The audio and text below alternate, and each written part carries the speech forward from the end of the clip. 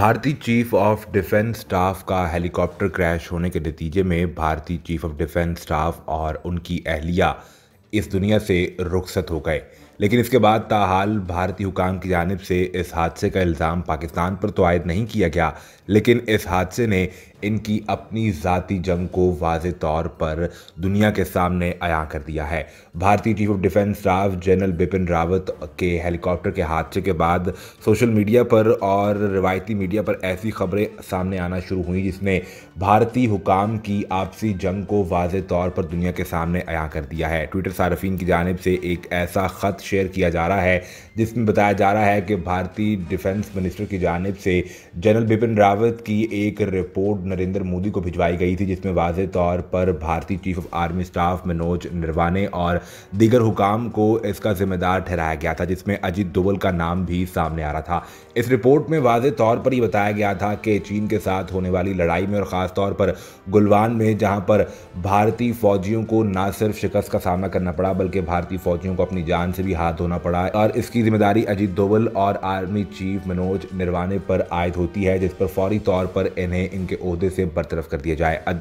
भारतीय chief of defence staff general Bipin Rawat की जानिब से ये रिपोर्ट तैयार करके डिफेंस मिनिस्टर को भिजवाई गई और डिफेंस मिनिस्टर की जानिब से ये रिपोर्ट नरेंद्र मोदी को भिजवाई गई थी। इसके बाद अब सोशल मीडिया पर यह बहस शुरू हो चुकी है कि क्या अजीत डोवल की जानिब से इस हादसे को करवाने में अहम किरदार अदा किया गया है। ट्विटर सार्फिन की जानिब से इस तरह की खबरें शेयर की जा रही हैं और इस पर बहस की जा रही है कि भारतीय chief of defence staff Bipin Rawat बहुत जल्द अजीत डोवल को उनके ओहदे से फारिग करने वाले थे, क्योंकि नागालैंड में होने वाली लड़ाई में भी इनका किरदार वाज़े तौर पर नजर आ रहा था। इसके अलावा चीन के साथ होने वाली लड़ाई में भी भारत की नाकामी का जिम्मेदार अजीत डोवल को ठहराया जा रहा था। इसके पेश नज़र उनकी जानिब से एक ऐसा हेलीकॉप्टर फ्राहम किया गया जो कि पहले ही ख़राब था और इस हेलीकॉप्टर के ज़मीन पर गिरने की वीडियो भी सामने आ चुकी है, जिसमें देखा जा सकता है कि हेलीकॉप्टर को फ़िज़ा में ही आग लग चुकी थी और आग के धमाकों के बायस ये हेलीकॉप्टर ज़मीन की तरफ आता हुआ इस वीडियो में देखा जा सकता है। हेलीकॉप्टर बहुत तेज़ी के साथ ज़मीन की तरफ आ रहा है, लेकिन हेलीकॉप्टर इससे पहले ही आग पकड़ चुका था।